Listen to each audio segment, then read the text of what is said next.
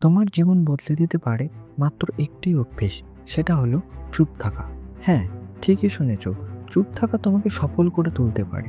আজ আমি তোমাদের এমন এক গল্প বলবো যা তোমাকে শেখাবে কিভাবে নিরাপত্তা তোমার জীবনের মোড় ঘুরিয়ে দিতে পারে। এক সময় এক যুবক ছিল। সে ছিল খুবই মেধাবী, কিন্তু তার একটা বড় সমস্যা ছিল। সে সবসময় তার পরিকল্পনা, স্বপ্ন, চিন্তা অন্যদের বলে দিত। যখনই সে কিছু করতে চাইতো সবাইকে জানিয়ে দিত, কিন্তু এতে কি হতো, কিছু মানুষ তাকে নিরুৎসাহিত করত, আবার কেউ কেউ তার পরিকল্পনা নষ্ট করার চেষ্টা করত। অনেক চেষ্টা, অনেক পরিকল্পনা করার পরেও সে সফল হতে পারছিল না। তাই একদিন সে এক জ্ঞানীর কাছে গেল এবং বলল, গুরুজি, আমি এত পরিশ্রম করি, এত পরিকল্পনা করি, কিন্তু আমি সফল হতে পারি না কেন? গুরুজি মৃদু এসে বললেন, তুমি কি জানো, গাছ যখন বড় হয় তখন শেকড় কখনো বাইরে দেখা যায় না। গাছ তার শক্তি মাটির নিচে শেকড়ের মধ্যে লুকিয়ে রাখে আর ধীরে ধীরে বড় হয়। তুমি যদি তোমার স্বপ্নগুলো সবাইকে বলে দাও, তাহলে অন্যেরা তোমার শক্তি শুষে নেবে। তাই চুপ থাকো, কাজ করো, আর ফলাফলকে তোমার হয়ে কথা বলতে দাও। সেই যুবক গুরুজির কথাগুলো বুঝতে পারল।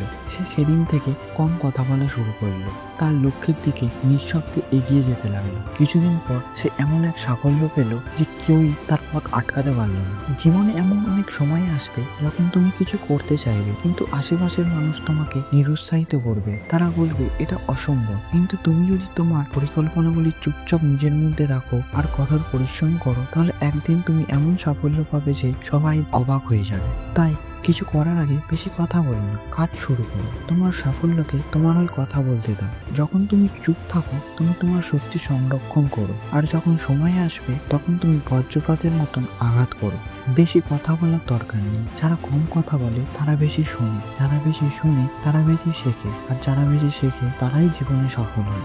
বন্ধুরা, আজ থেকে একটা জিনিস মনে রেখো, সাইলেন্স ইজ পাওয়ারফুল। চুপ থেকে ধৈর্য ধরে কাজ করে যাও। সফলতা একদিন তোমার দরজার করা নাড়বে। তুমি কি প্রস্তুত? যদি হ্যাঁ হয়, তাহলে এখনই তোমার স্বপ্নের দিকে নিঃশব্দে কাজ শুরু করো। এই গল্পটি তোমাদের কেমন লাগলো? নীরবতা এবং ধৈর্য কিভাবে তোমার জীবন বদলে দিতে পারে সেটা আজ জানলে। যদি ভিডিওটি ভালো লেগে থাকে তাহলে লাইক করো, শেয়ার করো এবং সাবস্ক্রাইব করো, কারণ এমন ইন্সপায়ারিং গল্প এবং মোটিভেশন কন্টেন্ট পেতে চোখ রাখো এই চ্যানেলে। আর নিচে কমেন্ট করো তুমি তোমার কোন স্বপ্নের দিকে এগিয়ে যেতে চাও। আমি তোমাদের উত্তরের জন্য অপেক্ষা করব। আগামী ভিডিওতে আবার দেখা হবে। ততক্ষণ পর্যন্ত চুপ থাকো, কাজ করো এবং সফল হও।